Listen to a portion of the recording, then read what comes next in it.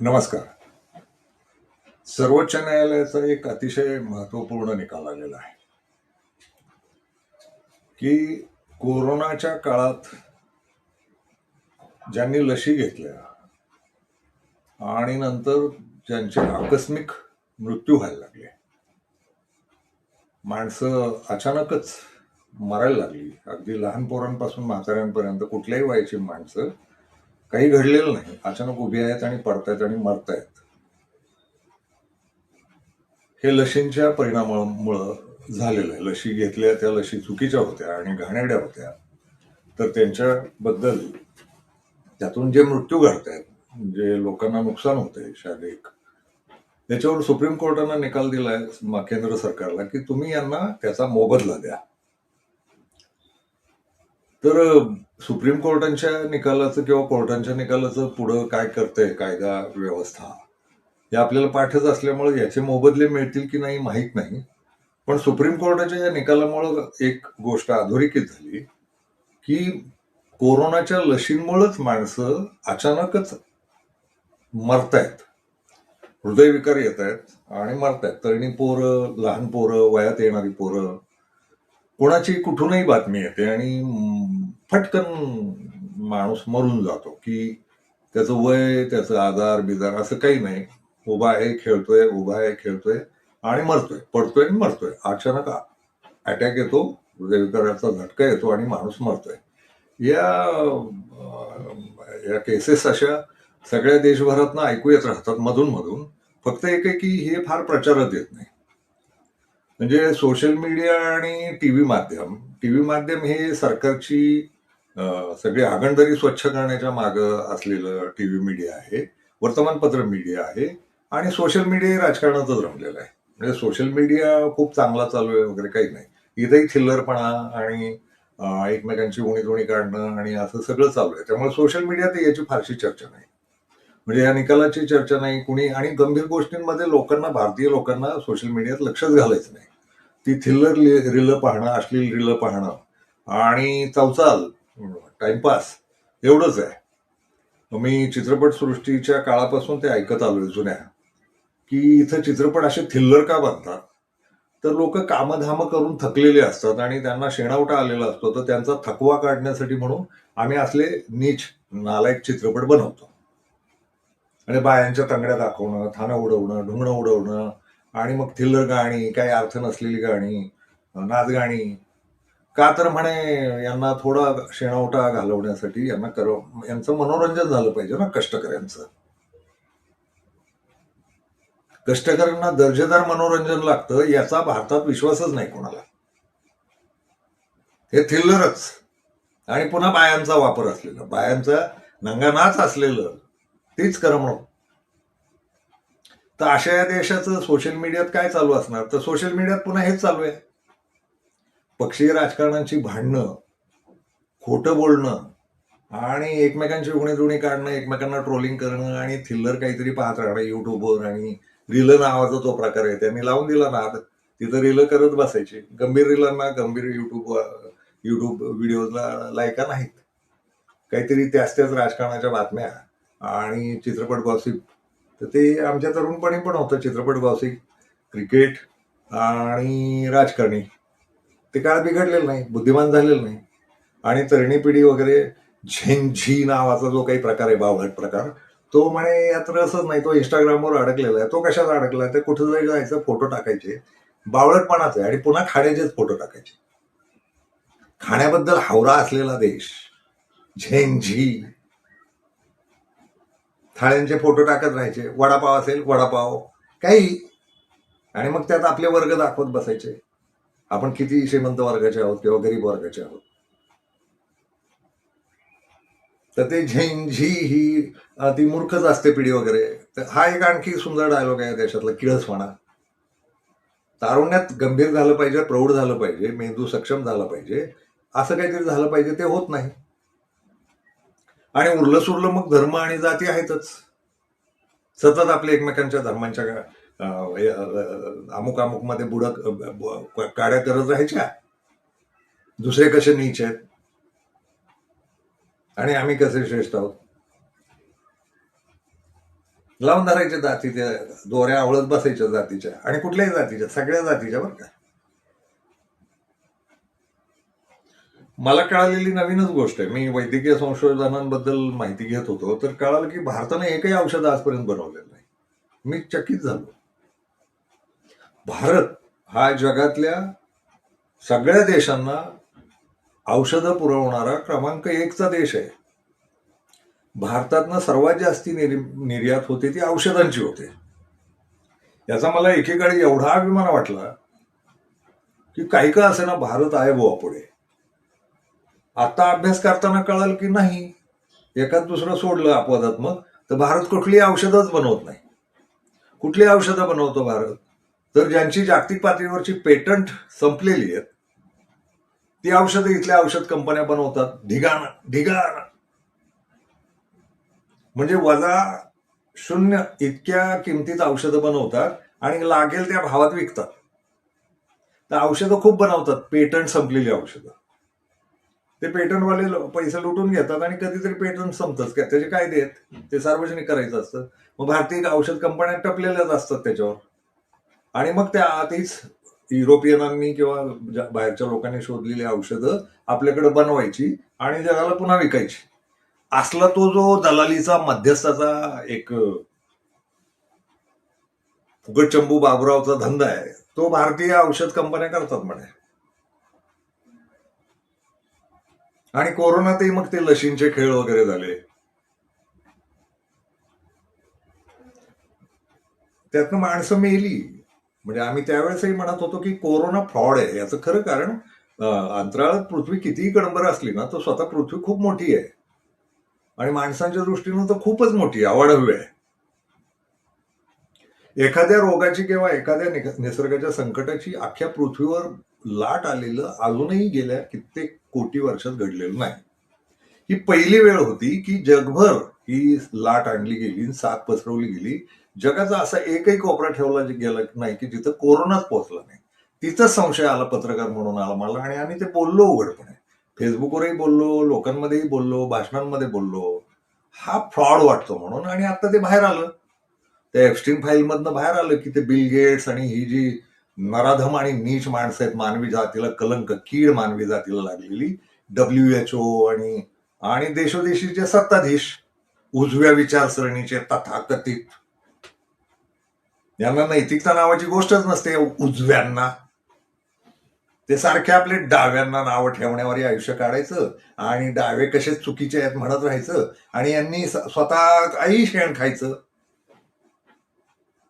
बाजार बुडगे कुठले उजवे, ते यांनी माणसं मारली लशी देऊन. त्या लशींची काही परीक्षणं झाली नाही. 30-40 वर्ष संशोधनं चालतात लशींची. कोरोना आला की लगेचच जाहीर केलं की सगळ्यांनी मिळून लशी शोधू, सगळ्यांनी मिळून लशी शोधू, आणि सगळ्यांनी लशी बनवून ठेवल्या होत्या डुप्लिकेट. इथं तो पुनावाला नावाचा कोण शरद पवारांचा मित्र आहे, सिरम, त्यानं पण लशी बनवूनच ठेवल्या होत्या म्हणे आधीच. सगळ्यांना माहिती होता कटाचा भाग. मग बिल गेट्सनं फायझर का काय काय ते कोविशिल्ड आणि काय असल्या नावांचे काही काही लशी आल्या. लशी तयारच होत्या 3-4 महिन्यात. लशी ऑक्सफर्ड नावाचं विद्यापीठ लसीच्या संशोधनात निघालं, याच्या मागं नाही आलं, ते निघालं. मग जगभरची लोक संशोधन, आणि 3 महिन्यात लस तयार पण, आणि ती ठोकली पण सगळ्यांना. मग ते एका डोसवर नाही भागणार आहे म्हणून दुसरा डोस, आणि दोन्ही डोसवर नाही भागणार आहे म्हणून तिसरा डोस. खोट्या लशी दिल्या माणसं मारणाऱ्या, ते खून आहेत.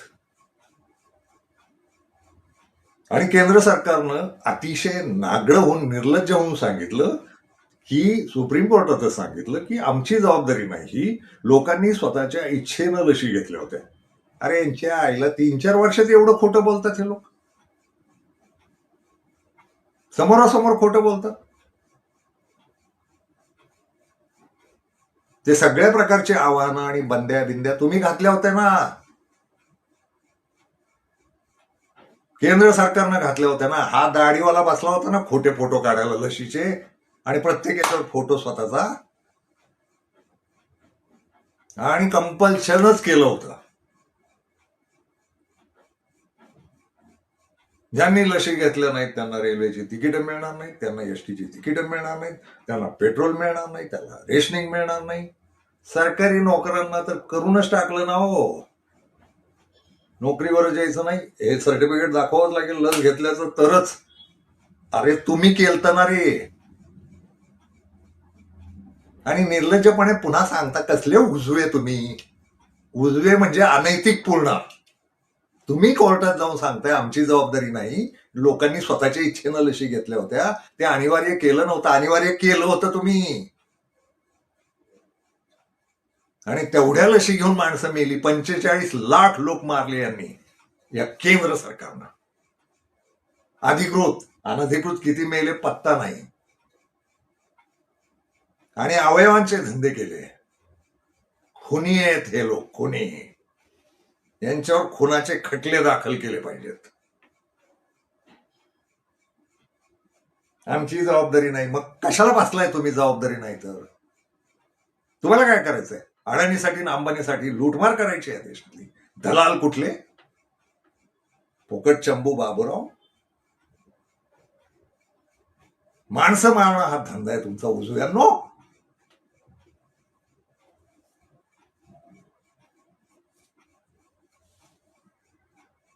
दयामाया नाही, काही नाही, माणुसकी नाही.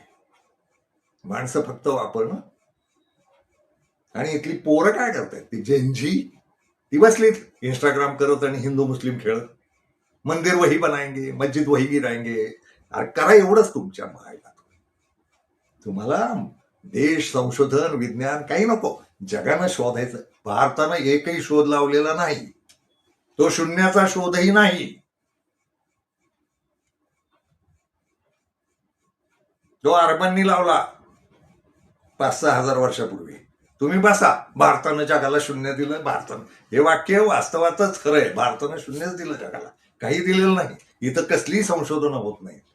काही जगाला उपकारक होईल असं एकही संशोधन नाही. हमाल्या करणं, कामगार करणं एवढंच आहे. पेटंट संपलेली औषधं बनवायची एवढाच धंदा इथं. आणि जगानं शोधलेल्या लोकांच्या संशोधनावर असेंबल करत राहणं एवढाच धंदा आहे. अरे स्वतःचे संशोधक जन्माला घाला ना. महान राष्ट्र म्हणणं होता ना प्राचीन संस्कृती. तुमची संस्कृतीतली पोरं काय करत बसलीत बघा. देवळं काय हिंडतायत, मशिदींमध्ये काय जात आहेत, आणि धर्म जात खेळत बसलेत. आणि जगाचे सगळे लाभ घ्यायचे. लावायचे लाऊडस्पीकर. तुम्ही शोधलाय का लाऊडस्पीकर? मशिदीवर लावा, मंदिरावर लावा, आणि मग त्याच्यावर वाद घालत बसा. मशिदीचा वेळ किती असतो, मंदिराचा वेळ किती असतो, ह्या लांड्यांचं एवढं फावलंय. अरे तुमचं पण बघा ना. दिवस रात्र कोकलत असतात देवळातनं लोक. तुमच्या देवांना अल्लाला आवाज द्यायला लाऊडस्पीकर लागतात. आणि हे लाऊडस्पीकर तुम्ही नाही शोधले. जगानं विज्ञान शोधायचं, तुम्ही ते धर्मासाठी वापरायचं. याच्याशिवाय केलं काय तुम्ही? आणि पुन्हा धर्म ना आमचा धर्म श्रेष्ठ. एक संशोधन नाही करू शकत तुमचा तर. विकृत संशोधन आहे धर्म हेच. जगाच्या उपकारासाठी, जगाच्या भल्यासाठी, मानवतेसाठी कुठलाही शोध लावलेला नाही तुम्ही. तुम्ही फक्त टिर्या बडवून घ्या स्वतःच्या. आमचा धर्म श्रेष्ठ ना आमचा धर्म श्रेष्ठ. बावळटांचा बाजार आहे. टाळकी जागेवर आणा. एक तर भारतीय व्हायला तयार नाही, माणूस होणं तर लांबच आहे. आणि कुठली संशोधनं नाही, काही उपकारक काही नाही. जगाला उपकारक काही नाही. आणि तरी भाव खायचा. प्राचीन संस्कृती, प्राचीन संस्कृती, प्राचीन संस्कृती. कशात प्राचीन? काय केलं तुम्ही? जन्माला आलात, खाल्लं बिल्लं, हागला बिगलात आणि मेलात. याच्याशिवाय केलं काय तुम्ही? आणि स्वतःच्या बुडाभोवती आरत्या ओळून घेतल्या की आम्ही महान आहोत आणि आम्ही महान आहोत. महान व्हायला काहीतरी कामं करावी लागतात. इथं ट्रोलिंग करत बसायचं. ते राजन खान म्हणजे नेमका कोण आहे? राजन अपरंपार नाव आहे तर याचं खरं नाव राजन खान आहे. हा असलेच खेळ खेळत बसा. इंटरेस्ट तुम्हाला तेवढाच. कोणी खेळाडू गुन्हेगार मोठा झाला की पहिल्यांदा त्याची जात शोधता तुम्ही. आणि दुसऱ्या जातीचा सापडला की माघार घ्यायची. आपल्या जातीचा असेल तर इतकी लाल करत बसायची. त्या आकाश चोपडाचं नाही का केलं तुम्ही? ते भालापेक मध्ये तो जगात पहिला आला. सगळे त्याचे चोपडा कोण आहे म्हणून शोधायला निघाले. सतत आपल्या लोकांच्या जाती शोधायच्या, धर्म, एवढी संशोधन आहे तुमची बावळटांनो. बरं, आता गंमत अशी आहे की या कोरोनात मारणारे जे लोक आहेत ना, कोरोनाच्या लशींमुळं, यांना शिक्षा होणार आहे का? आणि यांना मोबदला मिळणार आहे का खरंच? कसा मिळेल? पुन्हा ही भ्रष्ट यंत्रणा आहे ना, ना खाऊंगा ना खाणं दूंगा म्हणणारा हा 80% भ्रष्टाचार गेलाय जगात, देशातला. सगळ्या गोष्टींमध्ये कंत्राट, खाजगी कंत्राट आणि दाबून पैसा आणि त्याच्यावर निवडणुका. हे सुप्रीम कोर्टाचं ऐकणार आहे का व्यवस्था तुमची? काय मोबदला देणार आहात? तुम्ही पुन्हा वेळ मागत बसणार, लशीनच मेला कशावरून? आणि जागतिक निष्कर्ष आहेत आणि भारतीय निष्कर्ष पण आहेत की या लशींनी घातक केलं सगळं, ठरवून खून केले जगभर, त्यांच्या अवयवांची विक्री केली. आणि आता बिल गेट्स बद्दल कळतंय, म्हणजे जाणवतंय की जेव्हा तो त्या एप्स्टीनच्या बेटावर जाऊन मांस खात होता पोरांचं, याचा अर्थ कोरोनाच्या नावाखाली सुद्धा अवयव खाल्ले का काय यांनी लोकांचे. आणि ती सगळी लॉबी आहे, नुसता बिल गेट्स नाही, हे पण खात असणार. ट्रम्प खातो, आमका खातो, तो क्लिंटन, ते गोड थोबाड करून हिंडणार, आणि त्याची बायको सुद्धा. लफडेबाज लोक हे मांस खातात माणसांचं.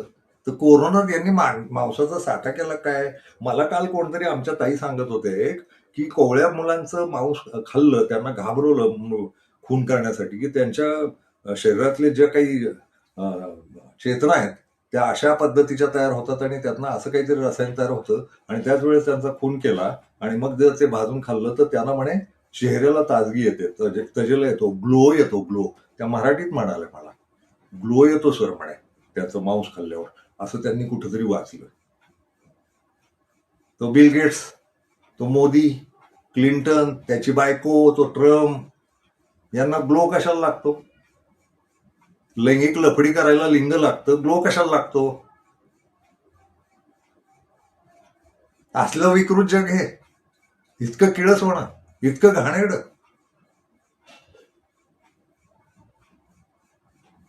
काय चाललंय काय? आणि बसा राजकारण खेळत. आएगा तो मोदी ही, काय को आएगा? ग्लो. तोही मेकअप करते पैसे घालवतो म्हणे खूप सारे. देशाचा पहिला पंतप्रधान आहे, मेकअप बिकअप थापून निघतो. इंदिरा गांधी सुद्धा एवढा मेकअप करत नव्हते. हा निघतो येंगडा, शेंबडा, दात सगळे घाण गुटक्यानं.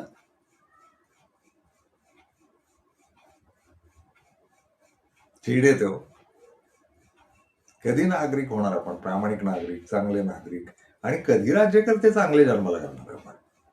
मी कधीतरी शॉर्टमध्येच बोललोय का आत्ताच्याच आपल्या चॅनलवर की जनता किळसवाणी नीच नालायक असेल ना, तर तिचे राज्यकर्ते नीच नालायकच असतात आणि तिच्या सगळ्या व्यवस्था नीच नालायक असतात. पोलीस भारतातले महाभ्रष्ट आहेत, न्यायालय महाभ्रष्ट आहेत, सरकारी अधिकारी महाभ्रष्ट आहेत. याचं खरं कारण इथली जनता महाभ्रष्ट आहे. जनतेला नैतिकता नावाची गोष्ट नाही. ही कोणाचंच काही पाळत नाही, कुणाचंच नाही काही पाळत. ही जय श्रीराम म्हणणार. त्या हिंदुत्ववाद्यांनी नवीनच नाटक सुरू केलंय आता. प्रत्येक देवळाची साखळी बांधली आहे. 7 वाजता एक कुठल्याही बहुजनांच्या देवळात आरती होते, त्यात 2-3 घोषणा नव्याच घुसवल्यात. त्यांचा अतिशय पद्धतशीर चालू आहे. ते धार्मिकता, त्या 2-3 घोषणा घुसल्यात. त्याआधी ते देवाच्या भैरवनाथाच्या नावानं चांग भलं वगैरे असायचं ते. आता शिवाजी महाराज की जय, धर्मवीर संभाजी महाराज की जय, आणि जय श्रीराम, जय श्रीराम. तर लक्षात येतं RSS बरोबर काम करते प्रत्येक देवळात, देशातल्या, महाराष्ट्रातल्या तरी. मी खूप खेडीपाडी विणतो, संध्याकाळी 7ला कुठल्या तरी देवळाच्या आसपास असतो, खेड्यांमध्ये असतंच देऊळ, तिथं आरती होते. तर आरत्या आता पद्धतशीर व्हायला लागल्यात, आणि या 3 घोषणा 100% ऐकू येतात. याचा अर्थ शिवाजी महाराजांनाही धर्म म्हणूनच वापरायचं, संभाजी महाराजांनाही धर्म म्हणून वापरायचं, आणि तथाकथित जय श्रीराम, रामराम गेला, जय श्रीराम, ती हिंसेची घोषणा झाली आहे. आणि मुसलमानांच्या वैराची, इतरांच्या वैराची, बौद्ध, ख्रिश्चन, जैन आहेत आपले हिंदूंच्या वळचणीला, पण हे बाकीचे जे त्रासदायक वाटतात त्यांना, त्यांच्यासाठी देवळांमध्ये संस्कार असा केला जातोय आता. असले कट करण्यावरील, असली नाटकं करण्यावरील, याच्यावरही देश वाया घालवा. कुणीही संशोधक नाही. आणि पाकिस्तानसाठी गुप्तहेर पुन्हा हेच करणार, रंडेबाजी बलात्कार हेच करणार तथाकथित उजवे. आणि आम्ही उजवे आहोत आणि ते प्रतिगामी आणि पुरोगामी असं काहीतरी चालू असतं. पुरोगामी म्हणतात. तुम्ही राहा चालेल तसेच. देशात एकही पुरोगामी नाहीये. हे पुरोगामी सुद्धा स्वतःची जात धर्म देव सोडत नाहीत. मी जेवढ्या पुरोगाम्यांमध्ये हिंडलोय ना ते सगळे आपापल्या जाती धरूनच असतात. माझ्याकडे पाहताना त्यांना संभ्रमच असतो. ते मला कधी बामणाचा म्हणतात, कधी महाराजा म्हणतात, कधी मराठ्याचा म्हणतात, कधी मुसलमानाचा म्हणतात. त्यांचं ते पडलेलंच असतं. मी पुरोगाम्यांकडेच काम केलं. माझा धर्म आणि जात शोधण्यावर हयात घालवली पुरोगामी समाजवाद्यांनी आणि साम्यवाद्यांनी पण. हे डावे पण तसेच. आणि उजवे डावे भारतात फरकच नाहीये. बोलबच्चन म्हणून शाहू फुले आंबेडकर म्हणणारे ते पुरोगामी आणि शाहू फुले आंबेडकरांच्या जाती शोधणारे आणि आपल्या पण जाती स्वतःच्या दाखल्यावर लिहिणारे हे तेच पुरोगामी. हे एका अर्थानं उजवेच आहेत. म्हणजे ते कुठल्या तरी अंधश्रद्धा निर्मूलनाच्या चळवळी आहेत तर ते आम्ही अंधश्रद्धांचं निर्मूलन करणार, बुवा बाबा हटवणार आणि त्याच्यासाठी कायदे करणार. पण देव नावाची काल्पनिक गोष्ट आहे, धर्म नावाची काल्पनिक गोष्ट आहे, जात नावाची काल्पनिक गोष्ट आहे, तिला हात नाही लावणार. तर ते अंधश्रद्धा निर्मूलन हे सुद्धा तथाकथित पुरोगामीच आहे. उजवे पुरोगामी असं म्हणू आपण यांना. डाव्यांमध्ये आहेत ते उजवे पुरोगामीच आहेत. तर असला बावळटांचा देश आहे हा. आणि पुन्हा सांगालच तुम्ही नसाल राहायचं इथं तर जा पाकिस्तानला. तर जाऊ. पुढचा व्हिडिओ त्याच्यावरच करू, भारत आणि पाकिस्तान. तो विषय खूप दिवस जुना राहिलाय, त्याच्यावरच व्हिडिओ करू पुढचा. कळवळून सांगायचं एवढं, या सगळ्या घाणीतनं बाहेर या, थोडे विज्ञाननिष्ठ व्हा. आपली आपली संशोधनं करतील का भारतीय पोरं याच्यावर लक्ष द्या. शाळा बदला. शाळा ही धर्म शिकवतायत, जाती शिकवतायत, द्वेष शिकवतायत. शाळा नीटच व्यवस्थित करून घ्या. शिक्षण पद्धती बदलली पाहिजे. आरोग्य व्यवस्था भ्रष्ट झाली आहे. सगळी औषधं घाणेरडी. तुम्हाला कुणाला दिसेल त्याला शुगर लावून देतात डॉक्टर. ते ऑर्डरच आहे, काही जात नाही ना बापाचं. शुगरच्या खोट्या गोळ्या देऊन माझ्या आईला मारलं मेडिकल व्यवस्थेने. 1.5 वर्ष माझी आई शुगरच्या भीतीनं गोळ्या खात होती आणि तिला काही नव्हतं शुगर बिगर. ती गेली. तिला जेव्हा दवाखान्यात नेलं तेव्हा संपलेलं होतं. 1.5 वर्ष ती शुगरच्या गोळ्या एका डॉक्टरने, फालतू डॉक्टरने, ते BHMS काय आहेत ना, हे बंद केलं पाहिजे. ते आयुर्वेदवाल्यांनाही विचारलं पाहिजे तुमच्याकडे कुठली औषध आहेत. ते तर काही दावा करतात आम्ही कॅन्सर बरा करतो. तो डुसक्या डोळ्याचा कोण रामदेव बाबा आहे. त्याच्याकडे कसली डिग्री नाही, ज्ञान नाही, परीक्षा नाही, पेपर नाही, काय नाही. तो आपला निघाला पैशाच्या जीवावर, बुवाबाजीच्या जीवावर पैसे कमवले. आणि ते योगासन, ते बौद्ध कालापासून चीन पासून चालत आलेलं, ते यांनी आपलं भारतीय भारतीय भारतीय योगासना भारतीय वगैरे काही नाही. आशिया भूखंडाची येते, तिथेही मिरवत बसायचं आमचंय आमचंय, जागतिक योगा दिन वगैरे. आणि मग यांच्यात भोंदू धंदे, माणसांच्या हाडापासून औषधं बनवणारे आणि स्वतःच डुप्लिकेट विकणार, सगळं घाण विकणार. आणि त्याच्यावर श्रद्धा असलेले बावळटे आहेत तिथं. आमचा बुवा आहे, घ्या. बुवा लावतोय रोग घाणेरडं मिश्र, भेसळीचं अन्न विकतोय, भेसळीची तुपं विकतोय, भेसळीची औषधं विकतोय. बरं, त्याला औषधं बनवायचा अधिकारच नाहीये, कसली संशोधन वगैरे नाहीच. आणि ते आयुर्वेदवाले पुढे संशोधनच करत नाही. त्यांचं कधी जर 4,000 वर्षापूर्वीचं, 10,000 वर्षापूर्वीचं, 1,00,000 वर्षापूर्वीचं असेल त्याच्यावरच आहेत. सुश्रुताने हे सांगितलंय आणि आमक्यानं ते सांगितलंय, त्या ग्रंथावरच चालू आहे. आणि मंत्र म्हणायचे, गोळ्या घोटायच्या. काय संबंध आहे मंत्राचा आणि गोळ्यांचा शरीरातल्या सगळ्या. आणि मुळात कोरोनात लशी घेण्याची खरंच गरज होती का? वैज्ञानिकांचं, प्रामाणिक वैज्ञानिकांचं, डॉक्टरांचं म्हणणं आहे कोरोनात औषधांची, लशींची गरज नव्हती. तुम्हाला संसर्ग झाला एखाद्या बॅक्टेरिया, जंतूकडून, व्हायरसकडून, तर तुमची शरीरातली शक्ती त्या व्हायरसला मारायचा प्रयत्न करते. आणि तेच व्हायरस परत एकदा शिरले तर तुमच्या अंगातली जी इम्युनिटी एवढी वाढते की तुम्ही ती लढाई करू शकता. कोरोना हा साधा सर्दीचा रोग आहे आणि तो हजारो वर्ष आहे पृथ्वीवर.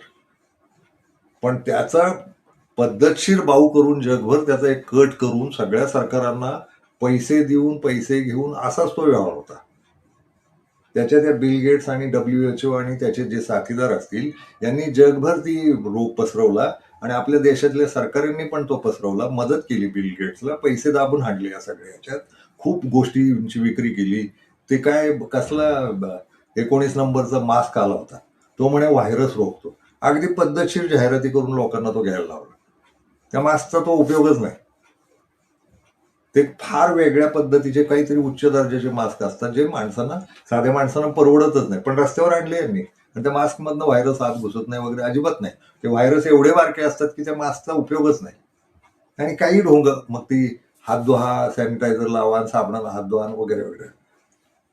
स्वच्छता इतपत ठीक होतं, पण तो सर्दीचा रेग्युलर रोग होता. तो साधा बरा झाला असता, तो स्वतःहून बरा झाला असता आणि साध्या फालतू औषधांवरही बरा झाला असता, अगदी आयुर्वेदिक औषधांवरही बरा झाला असता. भारतात ना एकदा या पॅथेनचं पण काहीतरी ठरवलं पाहिजे. या पॅथेनची जी भांडणं आहेत ना, त्यांनाही भारतात गोंधळ झालाय सगळा. त्या ॲलोपॅथीन, होमिओपॅथीन, आयुर्वेद आणि युनानी, अमुक आणि तमुक याच्यावर बसून ना एकदा 6 महिने घमासान चर्चा करून, फायटिंगा करून, मारामाऱ्या करून ठरवलं पाहिजे की यातलं योग्य काय, अयोग्य काय. आयुर्वेदवाले इंजेक्शन देतात रसायनांची आणि कॅन्सर बरा होईल म्हणतात. तर कोरोना हा कट होता मानवी समाजाचा खून करणारा. जर मानवी समाजाचा खून करणारा कट म्हणून राज्यातल्या, जिल्ह्यातल्या, तालुक्यातल्या, देशातल्या, आंतरराष्ट्रीय पातळीवर यांच्या विरोधात खुनाचे आणि सदोष मनुष्यवध नव्हे तर ठरवून मुद्दाम केलेल्या खुनाचे खटले दाखल झाले पाहिजेत आणि यांना घसीटलं पाहिजे, रस्त्यावर पडवलं पाहिजे. फार विकृत वागले ते लोक आणि निर्लज्जपणे म्हणतात की आम्ही कंपल्शन केलं नव्हतं. 3 वर्षात तुम्ही 4 वर्षात विसरून जाता की तुम्ही काय दादागिरी करत होता. पेट्रोल पंपावर तुमची पोस्टर्स, लस नाही घेतली तर तुम्हाला हे नाही मिळणार असली हुकुमशाही बेकार आहे. आपल्या जनतेशी आपण खोटं बोलू नये एवढी लाज नसलेलं हे सरकार. आणि मग आम्ही थोडं बोलायला लागलो की तुम्ही फार भडक बोलता. अरे तुम्ही घाणेरडं वागतं त्याच्यावर नाही का बोलायचं, त्याच्यावर नाही का चिडायचं. तुम्ही मानवी वागांना सहानुभूतीला आहोत ना आम्ही. तुम्ही सगळ्या अर्थाने भ्रष्ट, मेंदू, लैंगिकता, आर्थिकता, तात्विकता, तुमची तात्विकता सुद्धा विकृतच आहे. कोणीतरी मारलं पाहिजे, कोणाला तरी मारलं पाहिजे. का तुम्ही काय जगून अमरपट्टा घेऊन जगणार, करणार काय तुम्ही पण मारणार एक किड्यांनो.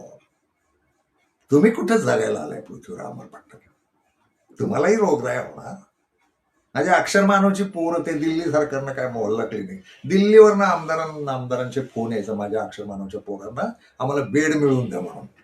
माझ्या पोरांनी खूप काम केलं का कोरोनात, खूप काम केलं, मर काम केलं. कॅनडापासून फोन आले, आंतरराष्ट्रीय पेशंट्स हाताळलेत माझ्या पोरांनी महाराष्ट्रात पासून. इथं रांजणगावामध्ये वॉर रूम तयार केलं होतं अक्षर मानवच्या पोरांनी.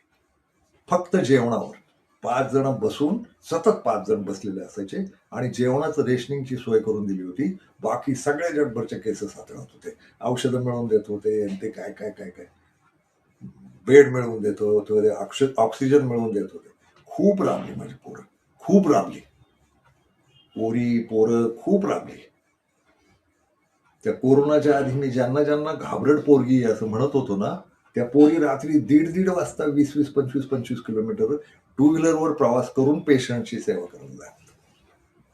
पेशंट पोहोचवत होते, दवाखान्यांशी संपर्क, हे ते सगळे डॉक्टर दोषी येत असं नव्हे बरं का. मेडिकलचा खूप तुफान धंदा झाला त्यात, पण सगळ्या डॉक्टरांनाही माहिती होतं असं नव्हे. त्या डॉक्टरांनाही गंडवण्यात आलं आणि डॉक्टरही घाबरलेच होता. आणि प्रत्येक गोष्टीत कोरोना, मग ते काय छावण्यान बिवण्यान, अमाप पैशाचा खेळ, अमाप लूटमार म्हणजे कोरोना आणि अमाप लोकांना मारणं म्हणजे कोरोना. कोरोनाच्या लशी, त्या एवढं जर खरं आहे ना, ते लशीवाले, तो एक तर इथला पुण्यातला सिरमवाला तो टोणगा इंग्लंडला पळून गेलाय, कारण त्याला माहिती हे कधीतरी उघडकीला येणारच आहे. आणि एप्स्टीन फाईल मधनं नव्हे, सगळ्या जगातनं आता रिपोर्ट्स येत आहेत, हे भोंदूपणाच होता कोरोना. आणि त्याच्या लशी आणखीन भोंदूपणा. त्यांच्या बापानं 3 महिन्यात लशी शोधल्या होत्या. अचानकच लशी शोधायला सुरुवात, मग सगळे सहकार्य करतायत, मग 3 महिन्यात लशी, मग घोड्याच्या रक्ताची लसण, आमक्याची अरे परीक्षा व्हायला 30-30, 40-40 वर्ष जातात एखाद्या लशी. विकृतांचा खेळ करून ठेवलाय. हे जग वाचवायचं असेल तर पहिल्यांदा शुद्ध व्हा, माणूस व्हा, मेंदून शुद्ध व्हा. कसलीही विचारधारा, कसली तत्वबित्व नाही, कसलीही विचारधारा नसते आयुष्याला. आयुष्य ही जगण्याची गोष्ट आहे, कष्टावर जगण्याची गोष्ट आहे, नैतिक जगण्याची गोष्ट आहे. याला विचारधारा लागत नाही. आम्ही अमुकवादीन तमुकवादीन काही नाही. तो ज्यानं साम्यवाद मांडला ना, तो स्वतः जीव होता आणि त्याला ज्यूंनीच पैसे दिले होते, तू भांडवलशाहीच्या विरोधात साम्यवाद लिहि म्हणून. हे इथे आलंय बाहेर. कुठले विकिलिक्सची कागद वाचा, जगातली सगळी गुपितं बाहेर आली, कोण किती भ्रष्ट आहे किती नालायक आहे. त्यामुळे तो मार्क्स आणि कायदे आहेत ना, ते यांचे बंदेच होते. हे रॉकशील्ड आणि हे जे पैसे देऊनच साम्यवाद लिहिला गेला स्वतःच्याच विरोधात, भांडवलशाहीच्या विरोधात, आणि त्याचंही वाटच लागली. आणि वेळ आली तर रक्तपात केला पाहिजे, ही जीव फिलॉसॉफी आहे जायनेट. साम्यवादात रक्तपात केला पाहिजे, प्रश्न मिटत नसतील तर, असं लिहिलंय. इथंच कळतं, टाळकं तिथंच आहे, जूनमध्येच आहे. जायनेट जीव विकृत, आम्ही सगळ्यात पवित्र, आम्ही श्रेष्ठ. मार्क्स आणि एंगल्सची तपासणी करून घ्या, काय काय एंगल्स किंवा काय एंजल असेल तो, तेही टुकारच होते, बाडगेच होते यांचे. आले ते विकिलिक्स पेपर्स मध्ये बाहेर, जागतिक सत्य बाहेर आले त्यातनं. आणि आता एप्स्टीन फाईल, माणसाच्या विकृतीचा खेळ. आणि हे बसलेले सत्ताधीश, इथलेही महाराष्ट्रातले पण तिथले पण, इथं घाणेरड्या युत्या करतात अभद्र, पैशासाठी आणि स्वतःची लफडी लपवण्यासाठी. इथल्याही पुढाऱ्यांचा विचार करा आणि सगळ्याच पुढाऱ्यांचा विचार करा. द्या तळण्याच्या हातात, फक्त परीक्षा घ्या, नैतिक परीक्षा, संविधानाची परीक्षा. आणि मी मागच्या एका व्हिडिओत म्हणालो होतो, एका माणसाला एका पदावर दोनदाच निवडून येईल अशी व्यवस्था करा. ग्रामपंचायत सदस्य फक्त 2दा, पंचायत समिती सदस्य फक्त 2दा, झेडपी सदस्य फक्त 2दा, विधानसभा सदस्य फक्त 2दा, राज्यसभा लोकसभा सदस्य फक्त 2दा. हयात जाईल. 2च्या वर संधीच देऊ नका. 60 वर्षांची त्यांची कारकीर्द झाली, कशाची झाली? पैसा जमवण्याचीच झाली. आणि मग पुढे आहेच पोरं, मी, माझी पोरं, माझ्या सुना, माझे नातवंड, माझ्याच घरात सगळे आमदार आणि माझ्याच घरात सगळे खासदार, आणि माझ्याकडं सगळा पैसा कशाला लागतो? तर ही राजकीय व्यवस्था पण बदलावी लागेल आणि तरुणांनी ती जबाबदारी घ्यावी लागेल. वैज्ञानिक प्रगती आणि राजकीय समजबूज, राजकीय ज्ञान, या 2 गोष्टींची या देशाला नितांत गरज आहे. त्यामुळे हे जे कोर्टाचे खोटेपणे ढोंग चालतात, राजकारण्यांची ढोंग चालतात आणि समाजाची स्वतःची हरामखोरी चालते.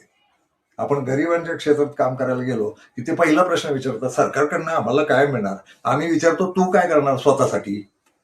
तर स्वतःसाठी त्याला काही करायचं नाही, सरकारनं द्यावं, त्याला ते कळत नाही. आपण म्हणजे सरकार, आपण कष्ट करतो तेव्हा सरकारला पैसे मिळतात आणि ते सरकार पैसे आपल्याला देतं. सरकारी अनुदानावर टपलेले इथले सगळे शेतकरी आणि सगळे मजूर आणि सगळे कष्टकरी सरकारकडनं काय मिळणार? सगळे. आणि उद्योगपती सुद्धा सरकारकडनं काय मिळणार? सरकारकडनं काय मिळणार? सरकार म्हणजे जनतेचा पैसा टॅक्समधनं गोळा झाला, करांना. हरामखोरांचाच देश आहे हा. ह्या हरामखोरीतनं बाहेर काढलं पाहिजे. विज्ञानाचा मेंदू झाला पाहिजे आणि राजकीय सामाजिक व्यवस्था शुद्ध, पवित्र आणि माणुसकीची झाली पाहिजे आणि संविधानात असलं पाहिजे. खवळून बोलल्याचा राग आला असेल तर शांत व्हा, स्वतःशी विचार करा, काय जगलं पाहिजे. कारण हे जगणं बिकटच होत चाललंय. आमचं नाही, आम्ही झालो म्हातारे, तुमची पोरं, त्यांची पोरं, त्यांची पोरं, काय जगणार आहोत? आणि हा भारत देश म्हणून काय आपलं अस्तित्व आहे? एक महत्वाचा मुद्दा बोलायचाच राहिला. हे बिल गेट्स आणि त्याचे जे भाईबंद आहेत सगळे जागतिक, यांची भारत ही सगळ्या प्रकारची प्रयोगशाळा आहे. तर औषधांची पण आहे. हे लशी बनवणार, हे औषधं बनवणार, आणि पूर्वी हे औषधं बनवल्यानंतर किंवा लशी बनवल्यानंतर त्यांचा प्रयोग जनावरांवर आणि विशेषतः पांढऱ्या उंदरांवर केला जायचा. तर आता त्यांचं ते नवीनच गणित आहे. आता ती पांढरी उंदरं गेली कुठं प्रयोगशाळांमधनं. आता त्यांनी भारताला आपली प्रयोगशाळा केलेली आहे. भारताच्या माणसाची किंमत यांच्या लशी, औषधं आणि त्यांचे परिणाम, दुष्परिणाम काय होतात यासाठी या देशाचा उपयोग केला जातो. आणि याला सरकारला हे माहिती आहे, सगळ्या अधिकाऱ्यांना पण हे माहिती आहे. म्हणजे केंद्र सरकारपासून अगदी तालुका पातळीच्या, गाव पातळीच्या अधिकाऱ्यांपर्यंत ही लॉबी भारताच्या लोकांना प्रयोगशाळा म्हणून वापरू देते, बाहेरच्या लोकांना. आणि बिल गेट्स सारख्या अतिशय किळसवाण्या, मानवी समाजाला अतिशय घातक असलेल्या कलंकाला ती परवानगी देते आणि त्याच्या लॉबीला. त्या अर्थानं भारताला गुलाम करून ठेवलंय बिल गेट्स आणि त्याच्या लॉबीनं. ते या बाबतीत तरी भारतीयांनी जागृत होणं गरजेचं आहे. कुठल्याही नव्या लशी आल्या तर त्याची सखोल माहिती घेतल्याशिवाय आणि खात्री करून घेतल्याशिवाय त्या लशी घेऊ नयेत. भारत सरकार या बिल गेट्सचे कार्यक्रम राबवण्यासाठी आणि त्याच्याकडून मिळणाऱ्या दलालीचे पैसे घेण्यासाठी हे धंदे करतं. आताही त्या 14 वर्षाच्या मुलींसाठी जी काहीतरी एक लस भारतात आणली आहे आणि ती म्हणे कॅन्सर होऊ नये म्हणून बरोबर 14 वर्षाच्या मुलीला द्यायची. आता बरोबर 14 वर्षाची मुलगी कशी शोधणार हे लोक आणि अचूक त्याच मुलीला कशी लस देणार आणि 14व्या वर्षीच का देणार, असे काही प्रश्न आहेत. त्याच्या मागच्या पुढच्या आयुष्याला किंवा वयांना त्या लशी नाहीत, त्या 14व्या वर्षीच्याच मुलींसाठी लशी आहेत. तर हे अतिशय संशयास्पद आहे. कोवळ्या मुली भोगासाठी वापरणं आणि मांसासाठी वापरणं, शिजून खाणं, हे यांचे धंदे येथे उघड झाले. त्यामुळे भारतानं आता ना खूपच सावध होणं आणि भारतीय नागरिकांनी सावध होणं आणि तुमचे ते जात, धर्म, देव, मशीद, मंदिर आणि मुस्लिम, हिंदू वगैरे अशा भानगडींमधनं काही काळासाठी बाहेर या. आधी चाललंय काय जगात आणि आपल्याला काय कुठल्या कारणासाठी वापरलं जातंय आणि आपलं मनुष्य म्हणून किती मूल्य आहे. तर जागतिक पातळीवर भारतीय मनुष्याला मनुष्य असं मूल्यच नाहीये. त्या बाबतीत जागं व्हा, खरे भारतीय व्हा आणि हे तपासून घ्या, वैज्ञानिक निकषावर तपासून घ्या. अफवांवर विश्वास ठेवू नका आणि सरकार सांगतंय म्हणून पण विश्वास ठेवू नका, कारण हे सरकारही उघडकीला आले की एप्स्टीन फाईल मधलं सरकार आहे. घातक आहे हे. आणि हे सरकार वगैरे असं का म्हणायचं, तर यांनीच स्वतःच्या गळ्यांना त्यांच्या दावण्यांना दिलेलं आहे आणि यांचे स्वार्थ लैंगिक आणि आर्थिकच आहेत फक्त. यांचं देशप्रेम वगैरे काही खरं नव्हे. हे आपल्याला म्हणत राहिले. तुम्ही जेव्हा काही विरोध केला सरकारला, खरं तर पत्रकार म्हणून मी नेहमीच कुठल्याही सरकारला विरोधच केलेला आहे. चुकीचं वाटलं की विरोध केलेला आहे. काँग्रेसच्या काळात हे नव्हतं. काँग्रेसला खूप प्रचंड विरोध करायचो आम्ही आणि फार बडबड करायचो, कुठेही जिथं संधी मिळेल तिथं. टीव्हीवर बडबडलोय, सोशल मीडियात बडबडलोय, भाषणांमध्ये बडबडलोय. पण काँग्रेसवाले एवढे घातक नव्हते. याचं खरं कारण काँग्रेसवाल्यांना देश विकायचा नव्हता. यांचा धंदाच मुळात देश विकण्याचा आहे आणि सिद्ध झालं आता ते. आणि बाद झाला आता. त्याला काही पुरावे आहेत का वगैरे, खूप पुरावे आहेत आता. 2014 पासून, 2010 पासून आणि 2002 पासून गुजरात अख्खा विकला, मग हळूहळू भारत विकला आणि काही अनाचार चालू आहे. यात भारतीय माणसाला यांच्याही दृष्टीनं आणि जागतिक आंतरराष्ट्रीय घातक लॉबीच्या दृष्टीनं भारतीय माणसाला काही किंमत नाही.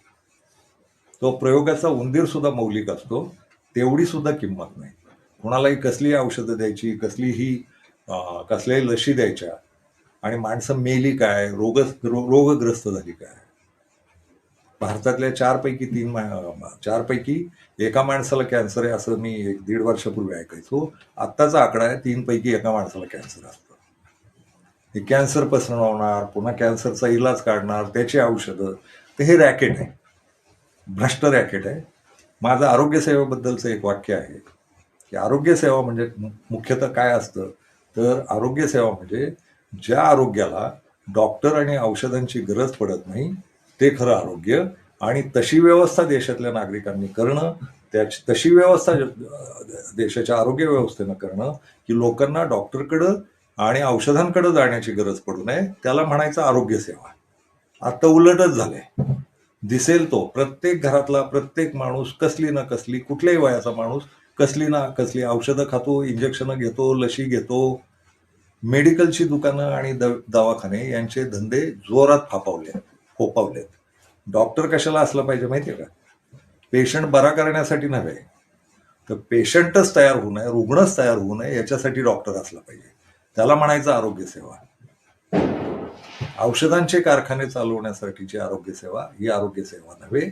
आणि जागतिक लॉबी या आरोग्य सेवेच्या नावाखाली पैसे तर लुटतेच आहे, पण माणसांचाही व्यापार करते आहे. ड्रग्ज या शब्दाचे दोन अर्थ होतात, एक औषध आणि दुसरं व्यसनाचे पदार्थ, मादक पदार्थ. या दोन्ही ड्रगचा अतिशय काळा बाजार, घाणेरडा धंदा जगभर चालू आहे आणि भारतानं त्यातनं वाचलं पाहिजे. भारतानं विज्ञानवादी झालं पाहिजे. आणि ही जी रोजची लचंड आहेत ना तुमची जाती धर्मांची आणि अंधश्रद्धांची, हा बुवा तो बाबा, इथं प्रार्थना तिथं नमाज, याच्याकडे नवस बोल त्याच्याकडे नवस बोल, काही होत नाही. तुमची माणूस म्हणून या पृथ्वीवर किंमत शून्य केली गेली आहे. या बाबतीत सावध व्हा, एवढंच म्हणायचं होतं. कुठल्या रोगराया झाल्या आणि त्या रोगरायांमधनं कसं वाचायचं, तर आरोग्य म्हणजे काय ते नीट समजून घ्या. त्याच्यावरही कधीतरी बोलू. धन्यवाद.